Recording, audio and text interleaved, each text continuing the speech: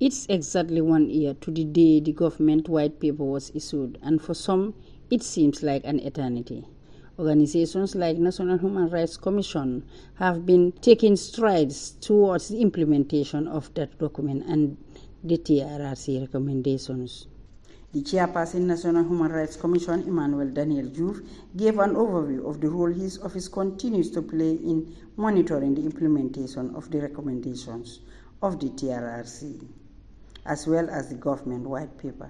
Diouf also talked about efforts by the National Human Rights Commission in raising awareness of the content of the two documents. As part of its strategies to support effective monitoring of the implementation process, the National Human Rights Commission has developed an online monitoring matrix to ease tracking of the implementation by the relevant stakeholders. Again, we thank the UN very much for assisting us to hire a consultant to develop this process. The National Human Rights Commission, with the aid of the Monitoring Committee, it is that we have prepared a draft report on the status of implementation of the white paper. To ensure that the report adopts a consultative approach in its development, the NHRC organized this one-day validation before we submit the report to the National Assembly. The UN Resident Coordinator, Sarafin Wakala, said the National Human Rights Commission has a critical role to play in the implementation of the TRRC recommendations. The UN officials also talked about the importance of political will in ensuring full implementation.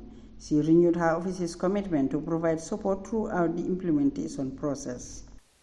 The National Human Rights Commission is critical to this process, as the Commission has been identified to monitor the implementation and is required to report to the National Assembly on the status of the implementation. The UN has been supporting the transitional justice process, including the establishment of both the National Human Rights Commission and the TRRC. We are committed toward continually supporting the government and the National Human Rights Commission towards the implementation and monitoring of the implementation of the TRRC recommendation. The process will also require dedication, political will, and intentional allocations of resources. Justice delayed is justice denied, were the words of Honorable Madi Sisi, chairperson of the National Assembly Standing Committee on Human Rights and Constitutional Matters.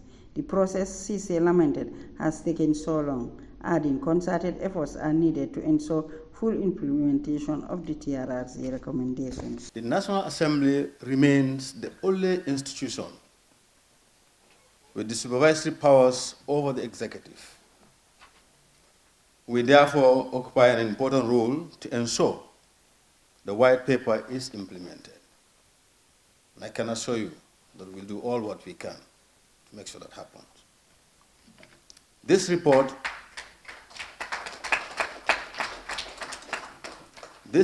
when submitted, will be an important tool for the National Assembly to adequately promote the implementation of the white paper. I therefore urge all institutions to implement the recommendations directed at them as the NHRC takes this significant step in the monitoring process. The day-long validation process is expected to enrich the report that should be presented to the National Assembly Standing Committee on Human Rights and Constitutional Matters for effective implementation.